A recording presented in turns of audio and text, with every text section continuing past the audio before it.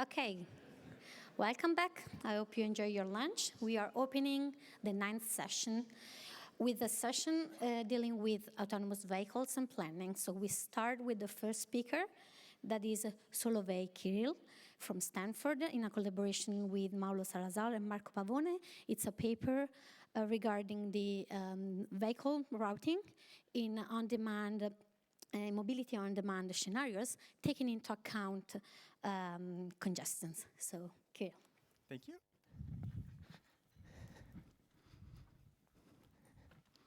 Hey, hello everyone. Thank you for joining me. My name is Kirill Solovey and I'm from Stanford University. Today I'm going to present our work on scalable and congestion-aware routing for autonomous mobility on demand via Frank-Wolfe optimization. This is joint work with Mauro Salazar and Marco Pavone.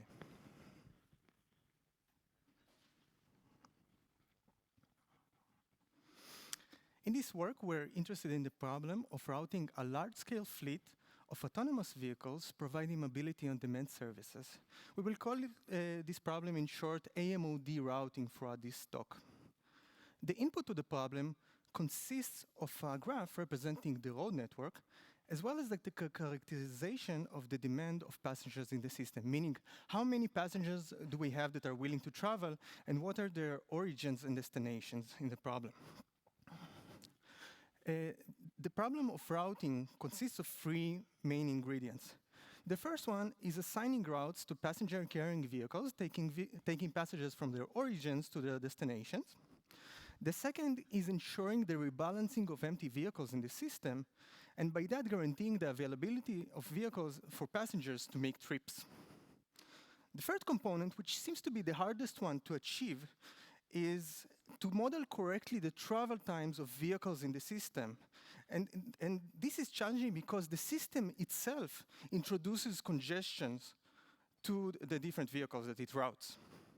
So a standard way to deal with those problems is to abstract the motion of vehicles into flows, but this still keeps the problem quite hard. In this work, we develop an efficient AMOD routing algorithm which achieves a system-optimal performance, meaning that it minimizes the total travel time of vehicles throughout the system. Of course, we provide strong theoretical guarantees for our approach. From the practical perspective, we demonstrate the convergence to the optimum of our solution within mere seconds when tested on realistic data sets. In particular, we used the Manhattan datasets in our experiments, which includes a graph that is represented by 5,000 edges and vertices, and origins and pairs that consist of 150,000 requests. Our approach is not only at least 10 times faster than competitors, but it is also much more accurate in the way that it models congestions, since it uses an exact representation of the volume delay function, which relates the travel times of vehicles to the amount of flow we have on different edges in the graph. The main insight that follows from our work is that AMOD routing can be transformed into an equivalent instance of the traffic assignment problem, or TAP. The latter can be viewed as a simplified version of our problem, which requires no rebalancing of empty vehicles. This transformation is achieved by introducing additional virtual edges and vertices to the graph, which allow us to represent empty vehicles as if they were passengers traveling between specific origins and destinations. The motivation behind this transformation is that the resulting TAP instance is convex, which allows us to leverage a very efficient approach that combines the classic Frank-Wolfe optimization algorithm for convex optimization that is then combined with modern pathfinding tools that were developed specifically for road networks. Thank you for your attention, and I will see you at the poster session.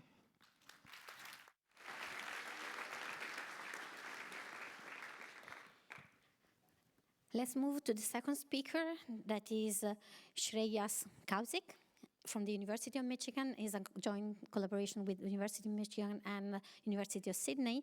And Shreyas is going to talk about the problem of computing not a fault planning for autonomous ground vehicles in dynamic environment and in real time. So please. Hi, I'm Shreyas, and I'll be talking about provably not at fault control of autonomous mobile robots.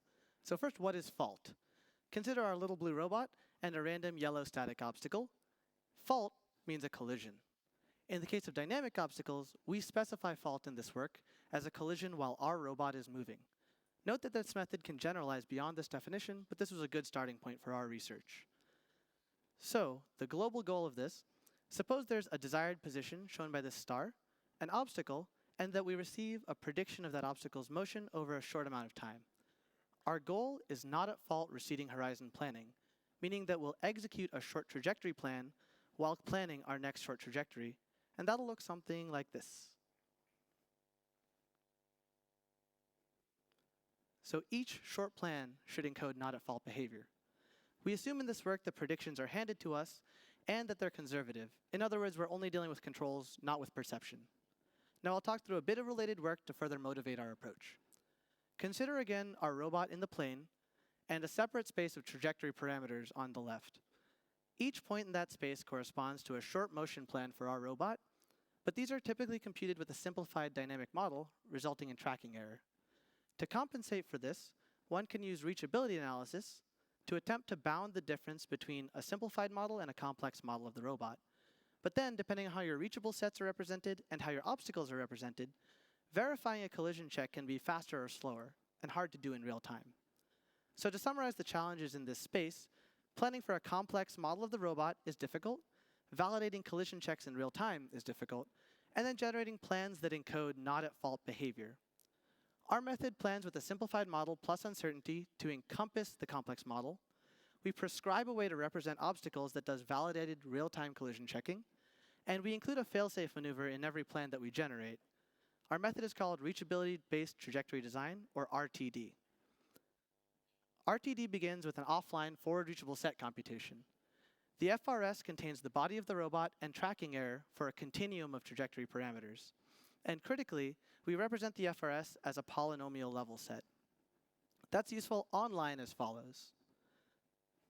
Suppose that obstacles appear. We discretize the obstacles into finite sets of points, then evaluate our FRS polynomial on those points to map the obstacles to our trajectory parameter space. We then perform trajectory optimization over the complement of the mapped obstacles. We can prove that the resulting trajectory plan is not at fault because our obstacle representation is conservative. So what does this look like on a robot? Here's the electrical vehicle, or EV, from the University of Sydney performing an unprotected left turn across a crowded intersection. Over hundreds of such simulations with pedestrians and jaywalkers, we've seen no at-fault collisions. We've also done this on a variety of hardware platforms, such as our Segway. Here's the Segway navigating between two black X's, autonomously using RTD. We simulate random dynamic obstacles that don't know about the Segway, and so the Segway has to deal with these obstacles despite their aggressive behavior, and it's able to successfully navigate a variety of scenarios. When we told our friends at the University of Sydney, hey, I'll prove that your car won't crash, not only did they believe us, but they sat in the car with us as we navigated around campus at 3 meters per second in this video. Future directions involve putting this on a real car, which you can see in CarSim on the left, and on a quadrotor drone to show that this method isn't limited just to the plane. The big takeaways with RTD are that we can do real-time, not-at-fault planning for a variety of mobile robots. We've done it in thousands of simulations with no at-fault collisions, and we've compared to a variety of methods to demonstrate that we're not overly conservative while still achieving a global goal and being provably not at fault. Thank you.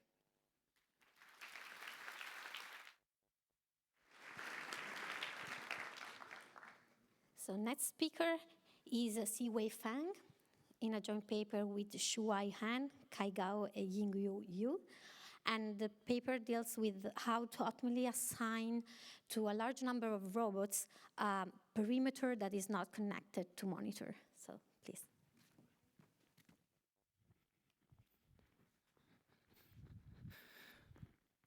Hello everyone, I'm Siwei from Rutgers. Today, I'll tell you some of our recent results on multi-robot deployment strategies. Consider the problem of deploying 4 firefighters in a forest or area to monitor the spreading of potential wildfire. For the task, we would like to fully surround the boundaries of the forest. However, as the fire is unlikely to spread through the rocky area or the lake, guarding these parts are optional. With each guard capable of covering a continuous segment of the boundary, we want to minimize the maximum effort by any guard. The optimal solution in this case looks like this, which actually covers part of the lake. Our work draws inspirations from many previous research, including the consensus problems in control and the art gallery's problems in computational geometry. Our problem can be viewed as a consensus problem in a sense. It may also be viewed as a one-dimensional art gallery problem. To provide a formal definition, we are given a 2D region R, whose boundary consists of two parts, the perimeter segments, which must be guarded, and the gaps, which are optional to cover. Given n guards, a deployment is expressed as a set of n continuous boundary segments, visualized in orange and green, the union of which must contain the perimeter P to be a feasible solution. Our objective is to minimize the maximum length covered by an individual guard, denoted as L star. I want to point out here that the complexity of the problem comes from the fact that covering gaps may result in a better solution. This also makes the problem rich in structure. Now I will introduce our algorithm at a very high level. An important subroutine in our algorithm is the feasibility check. That is, given a hypothetical optimal coverage length, we can verify its feasibility by trying to tell n segments of that length and see whether they can fully cover the perimeter. Thus, a basic approach for this problem can try different length values and find the best feasible solution. So let the number of robots be n and the number of perimeter segments be q. It takes nq cubed time for the basic method to find the optimal solution. Building on the basic method, we can significantly improve its efficiency by almost a multiplicative factor of n and q. Two structural insights are applied to improve its efficiency. One, we find the upper and lower bounds on L star to reduce the search space. Two, we applied binary search to speed up the screening of candidate solutions. The actual analysis and implementations are involved. Please refer to the paper for further details or come to our poster session. Our algorithm is complete, optimal, and scales up to trillions of robots and tens of thousands of perimeter segments. The same methods can also apply to multiple regions which yield similar running time. The pictures here visualize some of the optimal solutions of some randomly generated problems.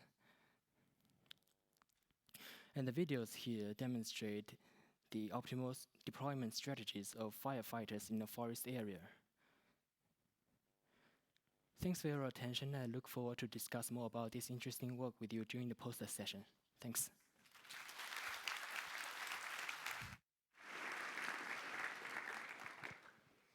So next speaker will be Mingyu Wang in a joint paper with Ziyang Wang, Jean Talbot, Christian Gerders, and Max Wager.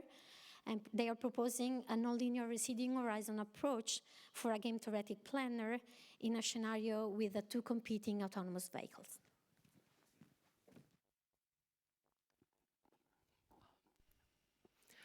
Hi everyone, I'm Mingyu Wang from Stanford University. The paper I'm presenting today is Game Theoretic Planning for Self-Driving Cars in Competitive Scenarios. In this work, we propose a nonlinear receding horizon game theoretic motion planning algorithm for autonomous cars in competitive scenarios with other cars. Our algorithm was successfully tested on different experimental platforms. Specifically, we consider a car racing game, where the track geometry and the model of the other car are assumed to be known. In this setting, we model each competing agent as solving a constraint optimization problem, where the objective is to travel along the track as far as possible with respect to the other car, while complying to constraints, such as dynamic constraints, bounded input constraints, as well as staying on the track, and importantly, avoiding collisions and ensure safety. For the vehicle model, we use a kinematic bicycle model that consists of 4 states, including 2D position, orientation, and velocity. The model is known to be differentially flat. For trajectory representation, we use second-order piecewise polynomial with n waypoints. Between two consecutive waypoints, we use time polynomial to generate a continuous trajectory. Based on these model choices, we were able to transform the input constraints and impose them in terms of polynomial coefficients. Let's take another look at the optimization problem we wanted to solve. For ego agent I, the optimal solution actually depends on the future trajectory of the other car, which is theta j, because of the coupled collision avoidance constraints. However, theta j is not only unknown. Moreover, since we assume the other car is also solving a similar problem, it actually is affected by the ego car's action. Based on these observations, we resort to the concept of Nash equilibrium and use sensitivity-enhanced iterated best response algorithm to approximate a Nash equilibrium in this case. In the high level, the algorithm works like this. For the green ego car, it first make a prediction of the gray car's trajectory. And based on this initialization, it solves a sensitivity-enhanced optimization problem for its own plan. In the next iteration, we fix our own plan and repredict for the other car, solving a similar problem. After this, we fix our prediction on the other car and replan for ourselves again. We apply the iteration for a maximum number for real-time collisions, for real-time applications, or until convergence. We first validated the performance in simulations in both blocking and overtaking scenario. In both cases, we compete with a naive MPC planner, which only avoids collisions passively. We conducted 100 simulations in both cases, and our game-theoretic planner significantly outperforms the baseline naive MPC planner. The green bean shows that the game-theoretic planner is winning. For experiments, we first conducted tests on scaled RC car platform in both blocking and overtaking scenarios indoors with motion capture system, which provides us odometry information. Further, we tested on a full-size research vehicle X1 alongside with a phantom car, which was simulated in a high-fidelity vehicle simulator. Throughout these experiments, rich behaviors such as blocking and overtaking were observed. I'm happy to take more questions and discuss more during the poster session. Thank you.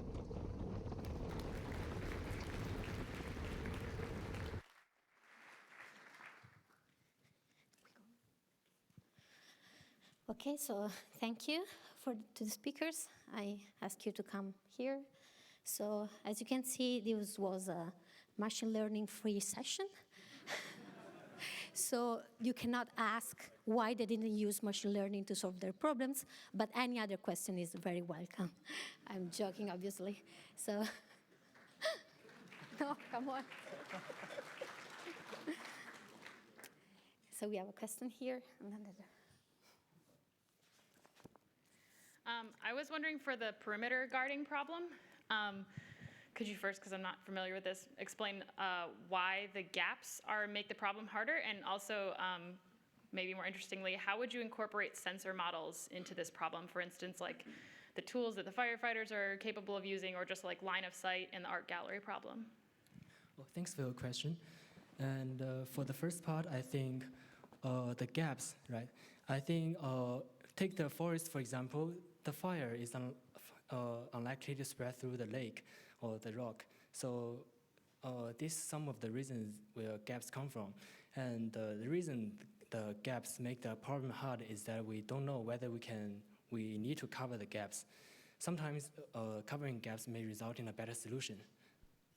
And for the second part, for the sensing model, we are currently investigating some heterogeneous robot that with different capabilities for each robot. And for this work, we are only can take into consideration of one-dimensional sensing. Thanks. Okay, other question?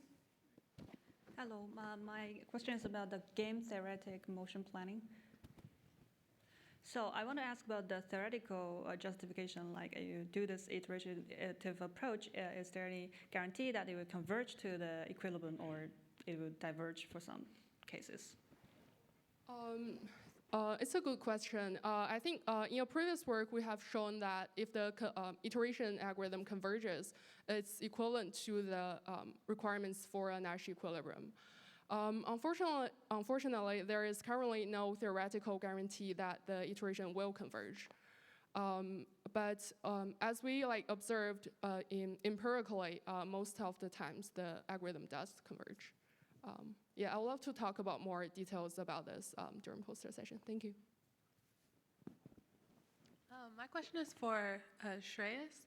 For the simulations, it says that, or when you were showing the examples, you had the trajectory of the objects already programmed in, but then when you were doing the self-driving, all of those objects look to be static.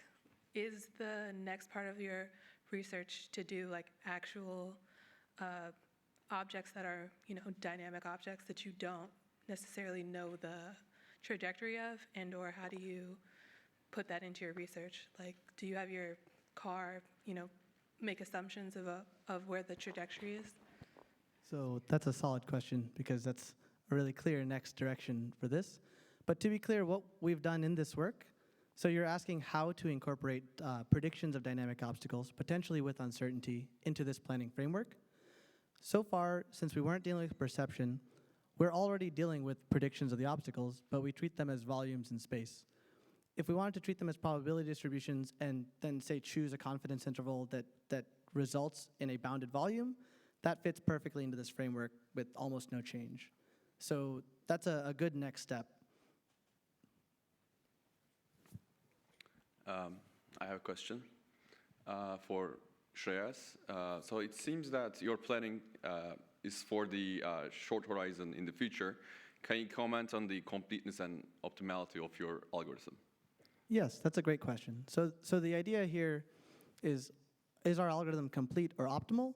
And the easy answer is no, but I think it's more useful to think of the framework into which this algorithm fits. You typically think of autonomous mobile robots as having some motion planner at the highest level and some trajectory tracking controller at the lowest level. And something has to translate these motion plans that might be generated by A-star or RRT into a trajectory, a reference trajectory with dynamic information that can be executed by the low-level controller. So if you use a high-level asymptotically optimal planner that generates waypoints, for example, then sure, we're as optimal as that is, but we're able to add a layer that tells you not only is it going to fulfill whatever optimality that your high-level planner has, we're going to ensure dynamic feasibility and collision avoidance by generating dynamically feasible reference trajectories. Okay, maybe too many questions for the same speaker, but so basically for the agents you injected into the simulation, it feels like they are basically driving, the volume motion is driving along a straight line. Have you tried injecting agents with, let's say, making a turn or a lane change trajectories? Yes, that's a great question. So to be clear, the question is, do all of our obstacles move in straight lines? and no. So if you read the paper or come to our poster, we can explain what we've done in some more unstructured simulations, where we create a big bounded area and agents just ping around randomly, so they're piecewise linear paths. But our method doesn't need linear paths or curved paths or anything. As long as you provide a prediction, even if it's a probabilistic prediction of where an other agent might go, we can control to that. Does that make sense? Chris? So this is, I don't want to ask too many questions of the same speaker, but maybe Mingyu can also weigh in on this. So for at-fault collisions, you have to also sometimes think about the reaction of the other driver. And it seems like so Shreyas, you're doing things that are more just kind of like a uncertain prediction, but Mingyu is looking at the response of the other vehicle. And I actually looked at this about 8 years ago, and it was really complicated to define at-fault. So maybe Mingyu, you could talk a little bit more about what you think at-fault means, and whether your algorithm addresses that. Thank you for the question. I think currently our algorithm relies on the certain assumptions on the other car to ensure safety. Because otherwise, if the other car acts really adversarially to collide with us, I guess there's no way to really avoid this using our algorithm. But for the at-fault, Yeah, I think currently like our algorithm is assuming a adversarial computation game scenario, and it works well in this case. Yeah. Okay, I have one question, just quick question for the first speaker. In case of ride sharing with possible multiple stops, is it your approach extendable? So currently not. Oh, thanks. So currently the approach doesn't work for the case of ride sharing, but it's definitely something that we're looking into because it's a real problem. Yeah, yeah. Okay. So it's on its way. Okay. And the last very quick question to Yannis. Regarding, okay, we have seen the approach, the application was an exploration of vehicles, but do you have other application fields that fit in the... Yeah, so we didn't present other applications, but it can be generalized to arbitrary fields of interest that you want to learn. For example, it can be a temperature field that you want to estimate or things like that. So it can be generalized to arbitrary estimation tasks. Okay, thank you. Thank you to the speakers, and then again, and we move to this next section.